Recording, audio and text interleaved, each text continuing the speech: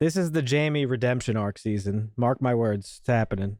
He's the Yeah. dumbest attorney in the history of all attorneys. Yeah, I don't think so, but I know maybe. I know they just like gave us because they showed us a little bit of a glimpse of it last couple episodes, and then they just walked it back a bit with his horrifically stupid decision at the end of this episode. Yeah. Well, what do you mean by redemption though? Like Well, redeeming himself to his family, or just redeeming himself as like a fucking spineless human being? Boy, you have really fucking done it this time. I don't think the Montana Board of Tourism is too fond of locals beating the shit out of tourists on vacation. yeah, well, he's spineless. When we talked about it last week, I think we were discussing how Beth is kind of spiraling out of control, and she's probably going to be more of a problem for John than Jaime is. And Jamie's going to have a chance to step up and do the right thing for either his dad and or the ranch. So that's the arc that we're kind of talking about. And maybe not, he'll redeem himself as a person because he's a piece of shit that's done some terrible things. Let's be honest, nobody in this show really is that redeeming, except for maybe a couple of the cowboys and some of the kids. But Monica's really the only like objectively good person in this show. yeah, Monica. Yeah, that's true. And like Tate. And she's Not been even through Tate. the ringer. Yeah. The ringer. Yeah. I mean, I think last week, like Dusty said, that I think the roles are going to switch.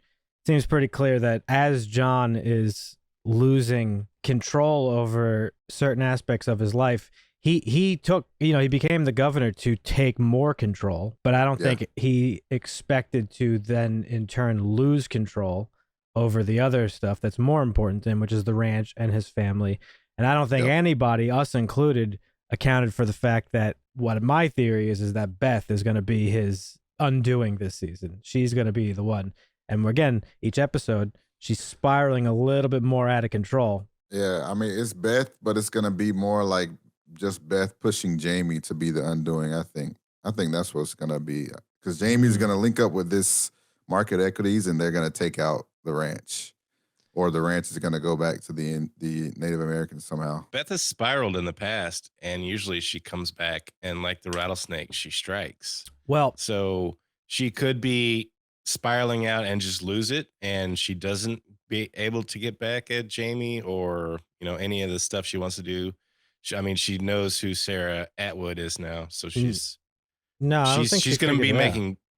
She said it was a fake name, but she didn't fully figure out. Then who she it did was. another search, and we didn't see what the result was. But she's I mean, this is Beth. She's going to figure it out. We're 5 seasons deep into this show. It would be bad writing if they just continually dished the same thing to us of what you just described. Like Beth, like, spiraling and then making a comeback towards the end or whatever. I think this season is going to deliver. I hope anyway. I hope it delivers things. I hope it subverts our expectations. As an audience, like you just said, we expect Beth to bounce back and win the day. Yeah.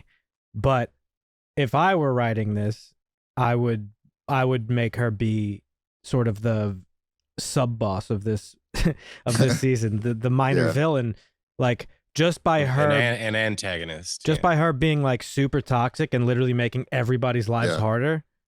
She's in turn a villain, and I would like to see Jaime get that redemption because, like you said, he's a piece of shit. But he has always, at the end of the day, except for like 1 or 2 occasions, done things for the benefit of the family. Like he is loyal to John and the family. And in this episode, there was actually a pretty touching moment when she finds out he has a kid, and she fucking flips out and she's like, "Oh, you fucking had my womb ripped out and God gave you a fucking boy or whatever." And he chases after her and says, "That's like the biggest regret of my life." And I'm sure he means it, Yeah.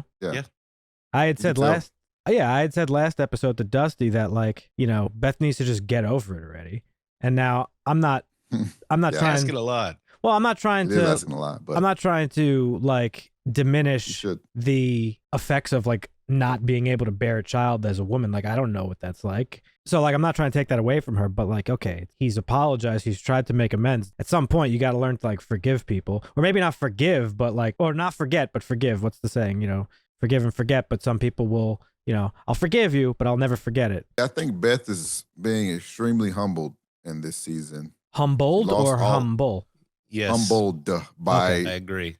She's being. She's lost all her power. Yes. as far as like being I'm the raider. I raid everyone. She lost her market equities power. She is now like using her little power over Jaime because she's so used to being in control of everything and having actual power, but she doesn't really have any power anymore. Right. And I think, I think she's just gonna continue to be humbled until she like has some kind of breakthrough or something. Well, also breakdown or breakthrough, yeah. Breakdown or breakthrough, yeah. And speaking to your point in this episode, John pardons the conservationist woman and his girlfriend invites her back to live at the ranch, and there's a little bit of a run-in with your bipolar sociopathic daughter. Dusty and I laughed about this too last week. There was that moment where she's like talking to John, and John's like, I was just thinking about your mother, blah, blah, blah. And Beth is like, oh, it's okay to like move on from mom. And then has this little like break. Dan shouted at the screen right then and there. He's like, what are you talking about? You sent her to prison. Yeah, like your father did find happiness and you fucked him over. And then she has this like little moment where she like cries in the car, and Dusty was like, oh, it seems like she knows that she's being, like she knows what she's doing. Now, I have a different theory, because if she really cared about, like, I'm not saying she doesn't care about her father, but if she really did see that like this chick makes him happy, she would just fucking leave it alone. But clearly, as we just saw, she's not going to leave it alone. Well, it seemed to me that when they had that interaction, she knew enough to not push it. This is still Beth. She's still going to throw her jabs with her wit and her words. But and I agree with Marvin. I think there's a lot of regret in Beth this season. We saw a couple episodes with her and Rip where like when they went back in time, she's like, I'm so sorry what I did to you back then, how I treated you. So she is very torn right now. Absolutely. Now let me pose this question. We went into this season with Taylor Sheridan being pretty upfront by saying there's going to be a pretty big death this season. Well, I don't think any of us are naive enough to think that the baby was the death.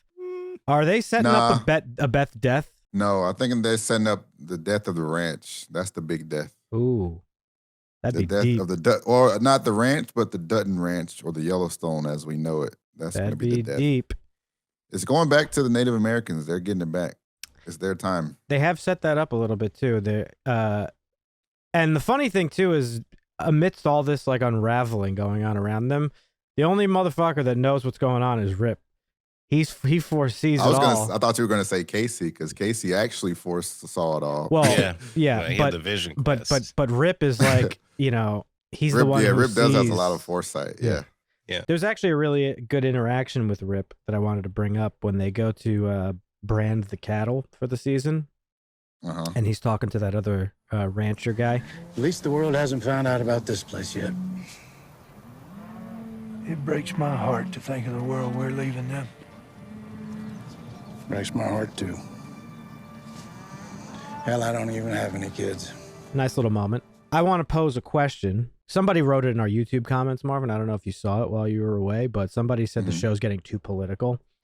And Dusty, I made the point that the show's really not, the show's not political. It doesn't carry the same connotations that you would get when somebody says, oh, it's very political. Like there's politics in it, but that doesn't mean it's political, right? In the sense that you would think. My question is this. Real quick. Yeah. I just don't get the obsession with the action in this show. I mean, it's a nice addition. Yeah. But the draw for me is the family and the ranch and the things that they go through. It doesn't always have to be bang, bang, shoot them up. Yeah, and the fact that it's a love letter to nature. Though I can't lie, when Casey goes on his fucking John Wick little tangent. Yeah, it's great, but it's not like... No, yeah, it's that's not what makes the show for me, yeah. Yeah, no, for sure. It's not that type of show. But, so back to my question. It's not really a political show, and Dusty and I also made the point that, like, okay, it's apolitical, really. It doesn't ever pick a side. That line of dialogue, to me, is very, very, very open for interpretation. Now, any side of the political aisle could see that statement and be like, and apply it to their worldview. Oh, yeah. So that's the one time I have actually only thought this in this show, really, is like, do you think that's a dangerous thing? That you could be a little bit too ambiguous in a ideology? Because there are objectively bad people in the world that could hear that and be like, oh, he's fucking right. We're leaving a bad world full with fucking coloreds and fucking illegals and you know what I'm saying? Right. Yeah. Nah. Maybe I I'm don't reading think a it's little too bad much thing. into it, but Yeah. No, I don't think it's a bad thing to have it so ambiguous like that. I mean, because if you like put your view out there, then people will say, oh, you're forcing, one side or whatever. So for sure. Yeah, well, I mean, like we touched on last time we talked about it, they choose very good, when they do get political, very good instances in which they can tell a narrative on both sides of it. Last time it was when before she got arrested, she was protesting meat, and he's like, have you ever plowed a field? Because that destroys all the living animals too. Yeah. And now it's the grass.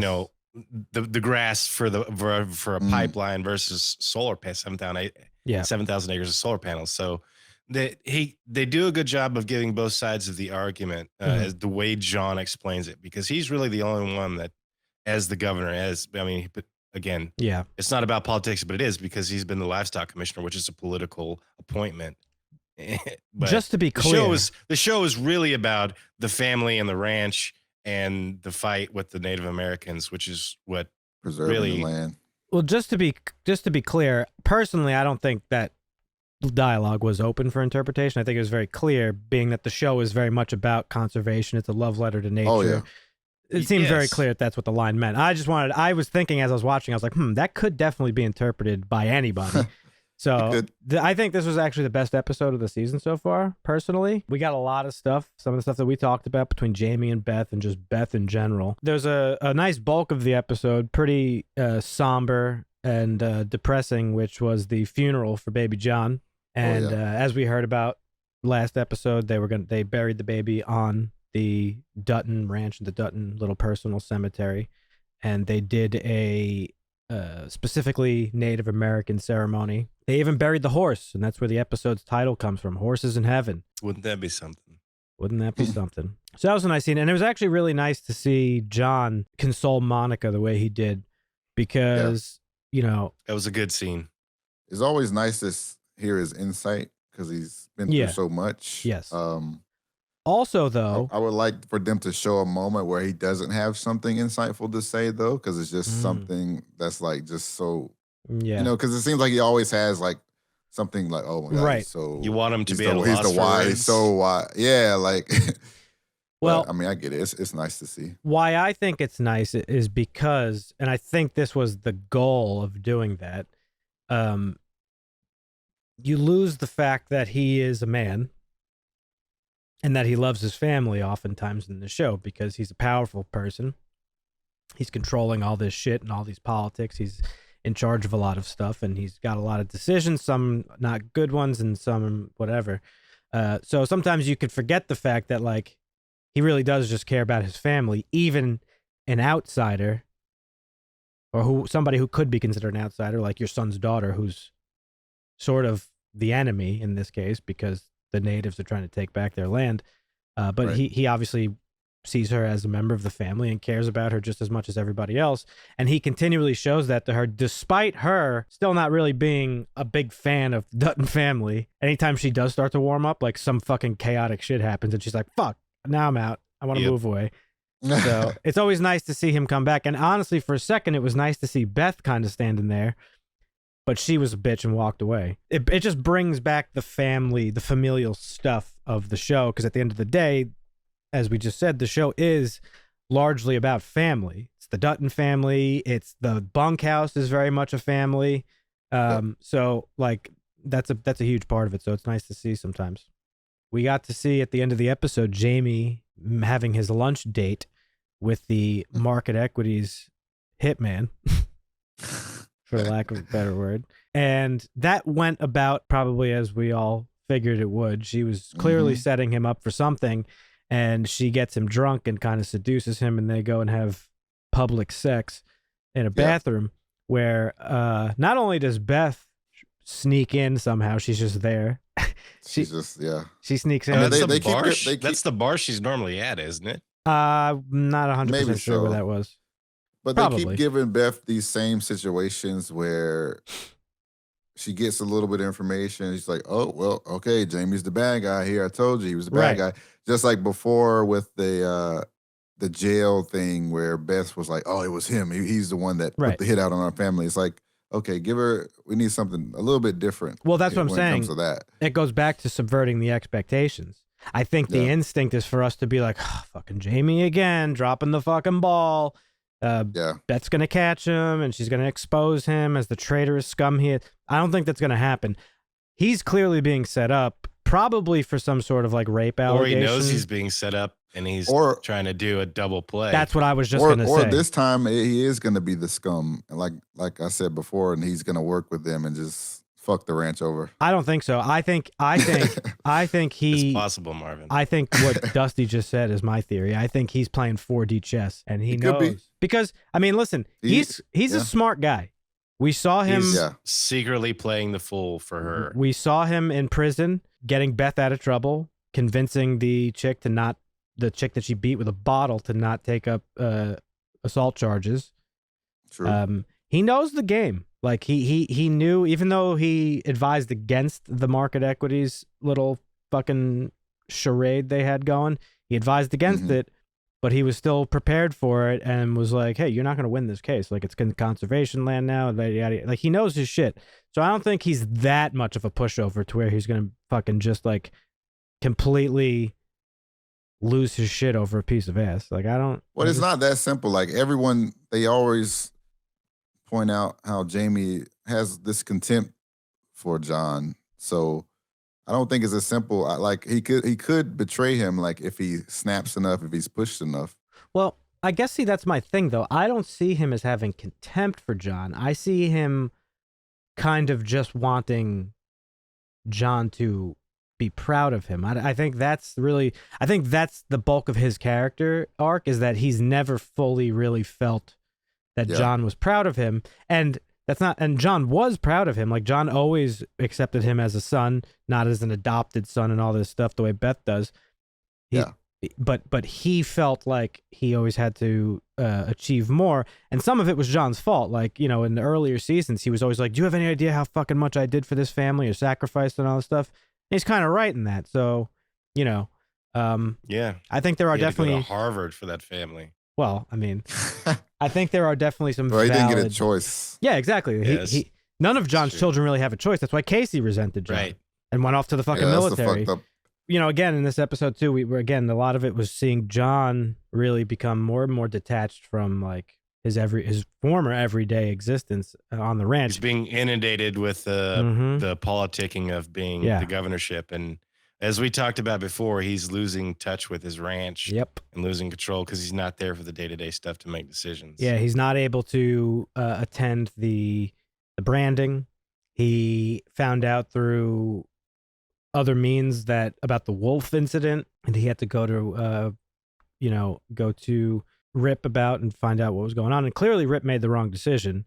That was a rare moment where Rip didn't make the right choice. And obviously he was doing at the time what he thought was right and kind of making a snap decision.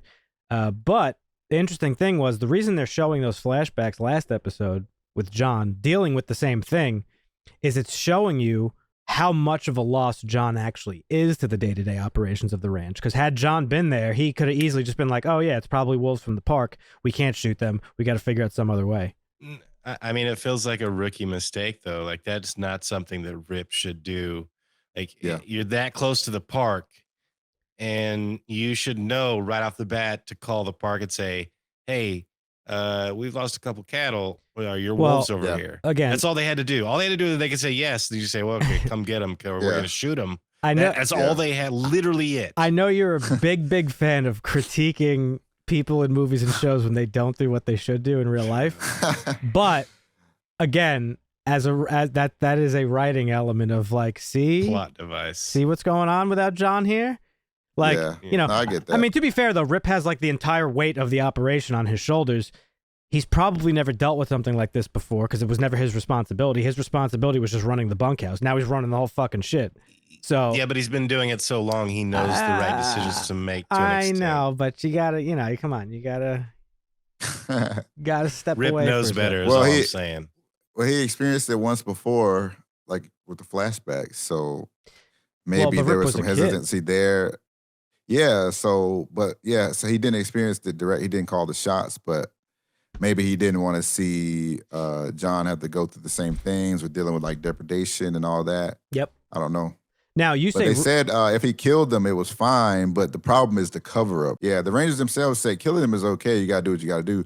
Right. But the cover up is where they have a problem. Yeah, and that's where Rip made the mistake. Now here's another question I posed to you. Dusty just said Rip knows better. Now I have a 2-part question. Does Rip actually know better, or does Rip only know what he knows under the guidance of John? That's number one. Yeah. Number two. Everybody on that ranch knows about colored wolves. If they already knew about colored wolves and they knew they fucked up when they shot colored wolves, they should have been known to check to make sure they were colored wolves. But interesting to common sense. Interesting to note that Rip handled this situation the way he's handled many other situations in the past of the human variety. You fucking deal with them real quick and you dump them off a fucking cliff. Yeah. Really, Rip is like a trained dog. So when you say he knows better, does he, or does he just know what John has taught him to do? He knows what John has taught him to do that's best for the ranch most of the time. Yeah, I think that's an interesting question. I get what you're saying, Dusty, but for the purposes of the show, he doesn't to care make about it interesting, the law. Why would he care about the He only cares about the law Right. in relevance to the ranch. Yep. Right. Which is this is a big deal in this instance. Well, we're definitely going to see the fallout. But I mean, this ain't going in away. hindsight, I mean, if the plan worked, we wouldn't be sitting here saying, "Oh, that was a shitty plan." Yeah. Well, this isn't going away, and I think what they're building up to. So if I don't know the laws about this type of shit, so somebody in the comments can correct me if you know more about it. But it seems to me pretty clear that these two narratives are going to cross paths with the wolves and market equities. They're protected from market equities because the land is now a conservation territory. Well, can you have land that's conservation if you're fucking killing protected animals on it? They might cause some conflict there where they lose their conservationship and become susceptible to market equities. Yeah, this is going to be bad PR for him as governor. This is going to be his first real test. And that's what the bitch said. Freeing, She said, "I'm gonna fucking ruin your father's reputation," and then I forget what else she said. But freeing, what's her name too? That's gonna be a bad hit on his. Yeah, he's pardoning people that girlfriend. he's making all the wrong decisions. Day one pardons. Yeah.